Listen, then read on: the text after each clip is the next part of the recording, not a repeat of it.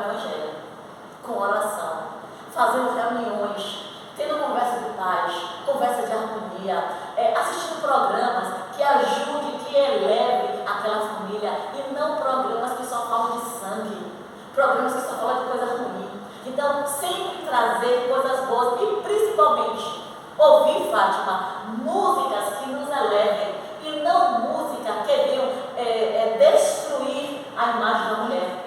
Quando a gente tem esse comportamento de reintegração e de união para com o universo, comungando com as leis universais, nós temos esses vigilantes junto de nós.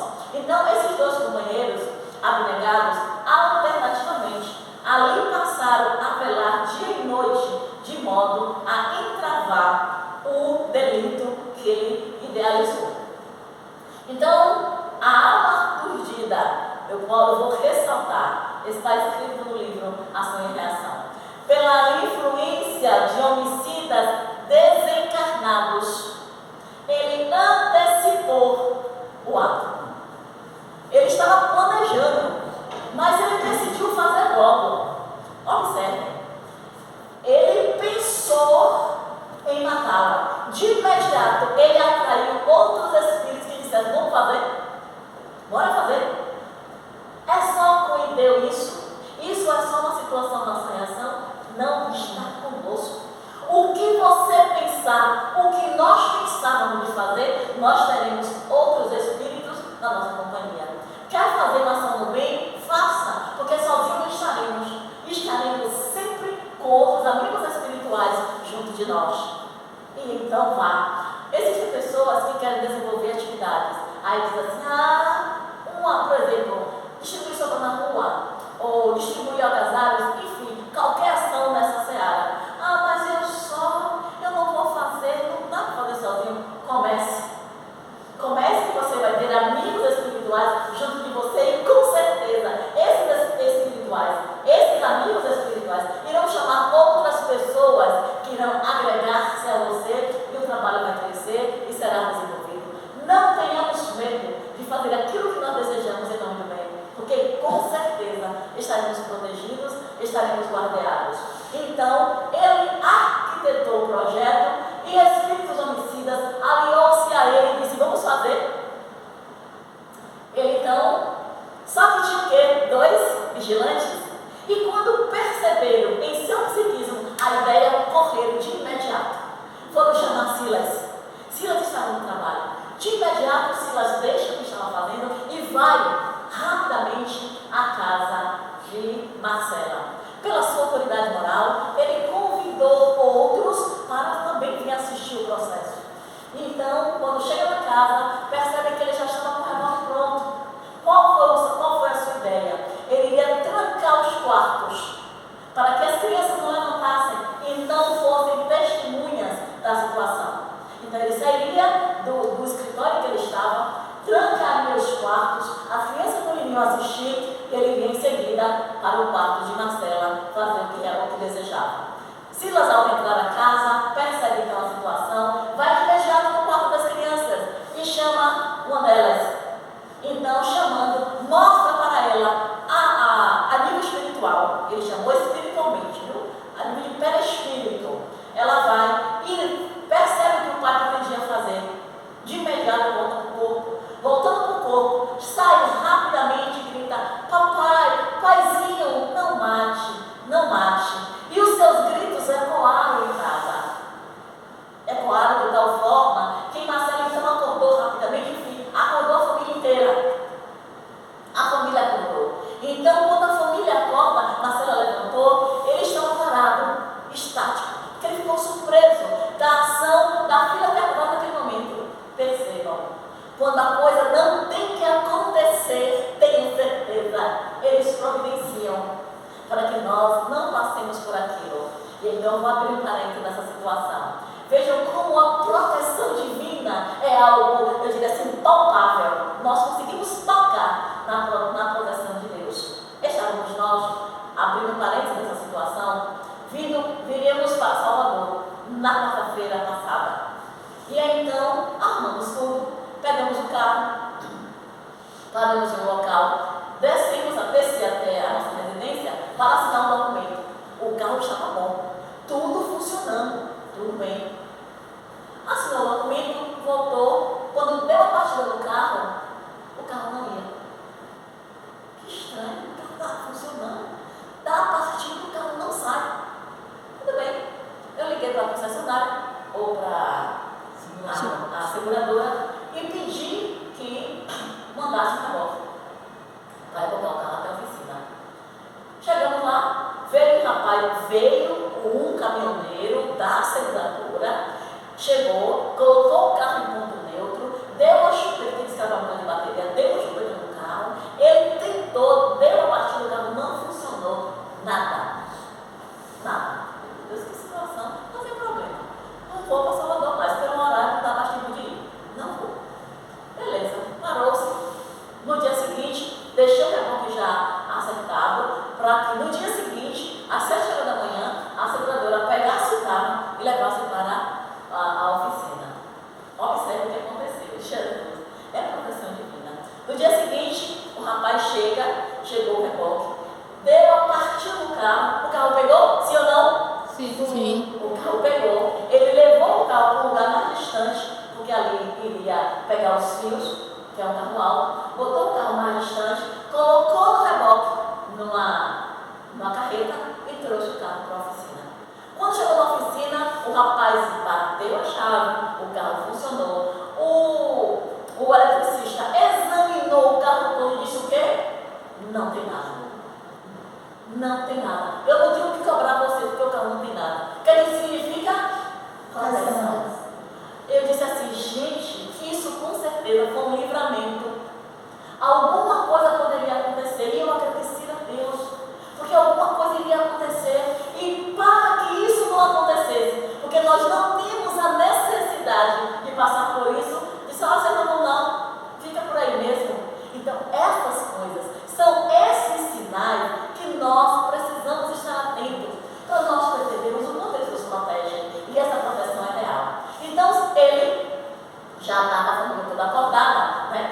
Já era aula madrugada, e todo mundo já naquela situação toda. Ele então, Marcela levanta. E quando Marcela levanta, que vê a filha do lado e ele com o revólver na mão, ela então tem uma leitura diferente de toda a situação. Uma mulher com aquele espírito abnegado, com aquele espírito amoroso, chega para ele e diz, e deu, querido. Se tu queres então formar uma nova família, pois que vá.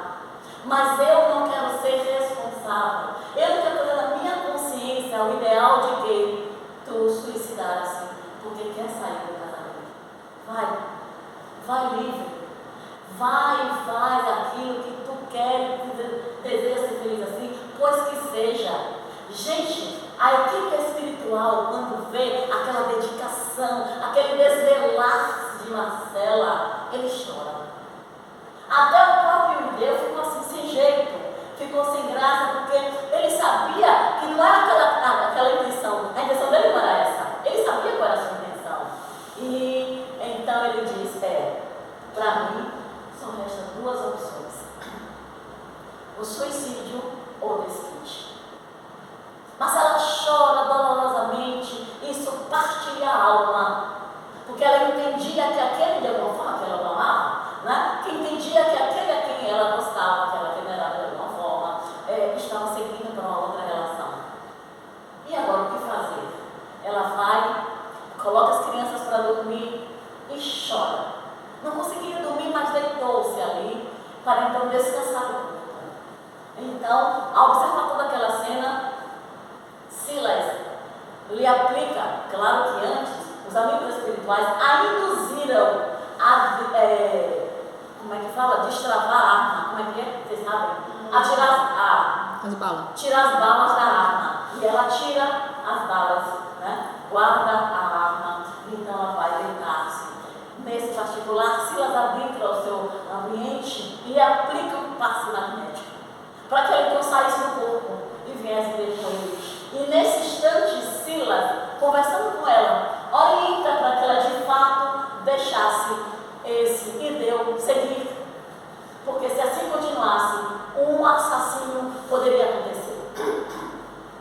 Aí lá, Jesus, vocês dão licença, gente. Nesse particular, quando Jesus diz assim, lá em Mateus 19, 7 e 8, que o divórcio ele só acontece em função da dureza do coração do homem. E é de fato. Ele é egoísta, pensa apenas nos seus prazeres, ele o que é que faz? Abandona a família. E nesse instante que ele vai abandonar a família, caracteriza o resgate interrompido. Mas por quê? Então, Silas fez esse chamado e ela disse isso. Ele então sai, realiza sua vontade de deixar a casa. Ele diz o seguinte: o desquite ou suicídio. Enquanto ela orava, ela diz assim: meu Deus, compadece-te de mim, pobre mulher desventurada. Quer fazer sozinha na luta com 3 crianças necessitadas? Quantas mulheres passam por essa situação, Deus? Quando o outro novinho aparece na história, e aí, aparecendo essa novinha, ele vê tão empolgado, porque aquela criatura já está, de fato, de alguma forma, quando não se cuida, está maltratada da vida, maltratada por algumas situações, até pelo que o outro faz, termina guardando muitas emoções contrárias ao amor, e ao guardar essas emoções, esses sentimentos de raiva, de mágoa, isso nos adoece. Então, Marcela estava nesse estado. E quando ela faz a oração, Silas estuda com ela, faz essa orientação. E ele diz o seguinte: o divórcio, ele não promove a redenção. Mas, se a pessoa vai ficar junto e percebe que existe a possibilidade dessa violência doméstica, um suicídio ou um assassínio, é preciso que a pessoa então se divorcie. É melhor que ela se divorciar do que permanecerem juntos. Mas, enquanto não existe, se não tem na relação a violência doméstica, não tem essas questões de suicídio e assassinato, vamos nos esforçar para conviver com aquela criatura, porque nós não estamos juntos por acaso. O casamento, na maioria das vezes, eles acontecem por uma situação de provacional, porque existe o casamento acidental e o casamento provacional. E no caso de Marcela e Deu, era um casamento provacional. O casamento acidental é quando não tem uma ligação no mundo espiritual para aqueles 2 seres se casarem. O provacional é quando eles combinam no mundo espiritual que vão se reencontrar aqui para receber determinados números de filhos e então vivenciarem, suportando-se, compreendendo-se, tolerando-se, como Jesus orientou. E assim, Marcela compreende a situação, Silas a reanima, diz para ela que existe trabalho qual ela poderá fazer para sustentar suas famílias. Mas aí surgem diversas perguntas. Como então entender o fato de Marcela ser tão generosa, casada com um homem que não quer saber dela, não gosta dela, e ele amando Sônia e Márcia e odiando Roberto? Como nós vamos entender isso? E Hilário pergunta isso a Silas. Aí Silas vai explicar. Percebam, em uma outra vida, Marcela era casada com Ideu, na outra encarnação. E ele se envolveu novamente com uma jovem que tinha uma outra irmã, e com ela se separou de Marcela e foi viver com essa jovem mais velha. Se envolveu com a jovem, casou-se com ela. Os pais da sua nova esposa pediram para que ela tomasse conta da menina mais nova. Ela era tutora da sua irmã. Só que ele deixou a irmã, a Marcela, e por 5 anos, Marcela ficou esperando que ele voltasse. Ele não volta. Aparece um novo rapaz. Quem é esse novo rapaz? Roberto hoje. E então, um homem trabalhador, um homem honesto, que de fato queria consorciar-se com a Marcela, eles se casam. E ela vivia feliz, 5 anos esperando. O ser não aparece. Casa-se com esse rapaz, vive feliz. Depois desse tempo, ele consumiu todo o dinheiro que a jovem tinha e deu nessa outra relação. Quando florava a juventude da irmã mais nova, ele também passou a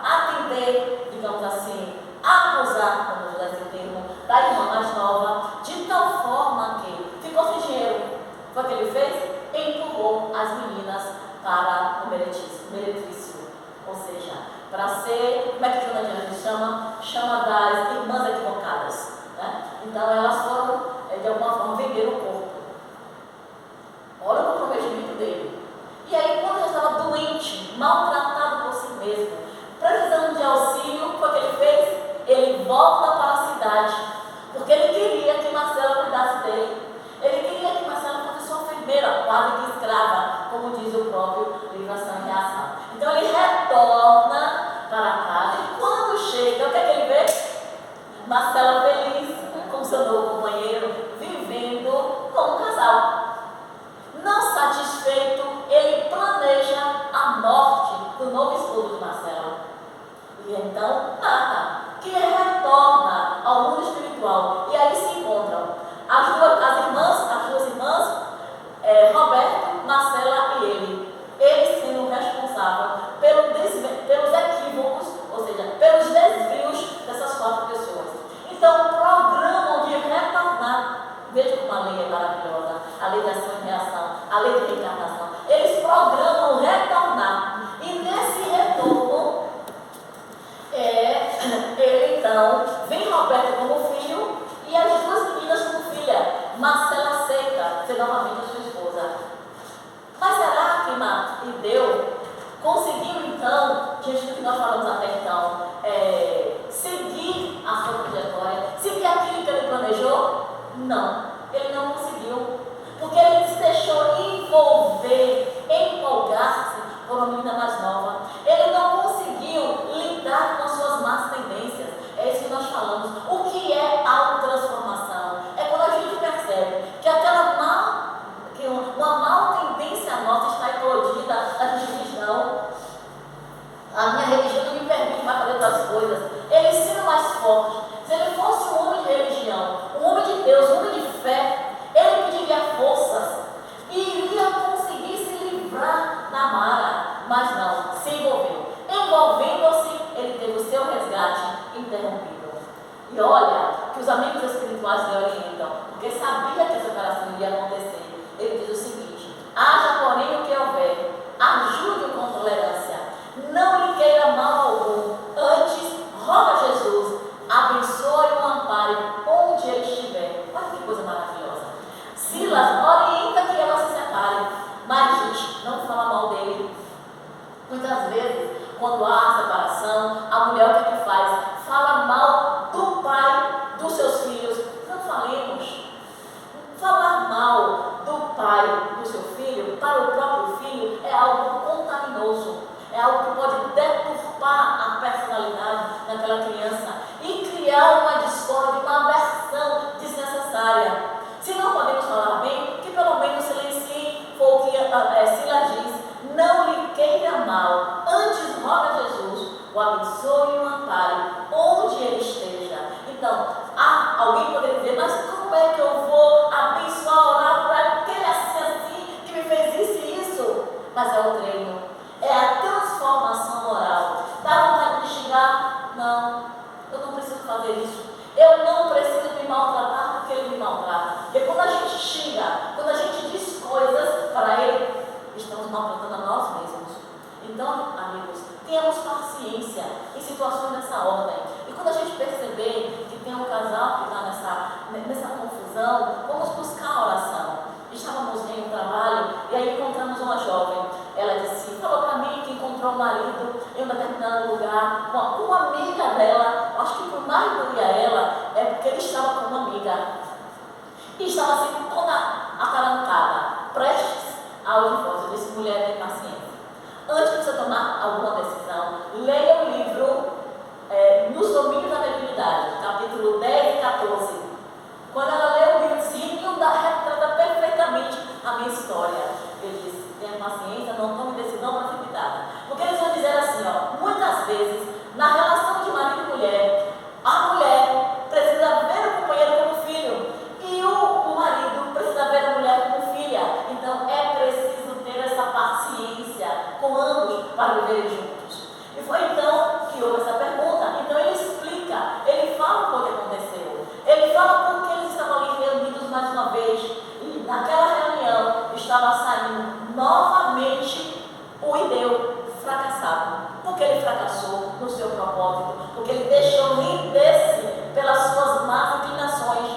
Ele não foi persistente, não foi mais forte, porque a nossa vontade é poderosa. Então, não sendo mais forte, ele se entregou então a Mara. E aí, no livro, Silas disse assim: nessa ou naquela idade física, o homem e a mulher, com a supervisão da lei que nos governa, os destinos, observem isso, queridos amigos, escutem, encontram as pessoas e as situações que necessitam para superar as provas.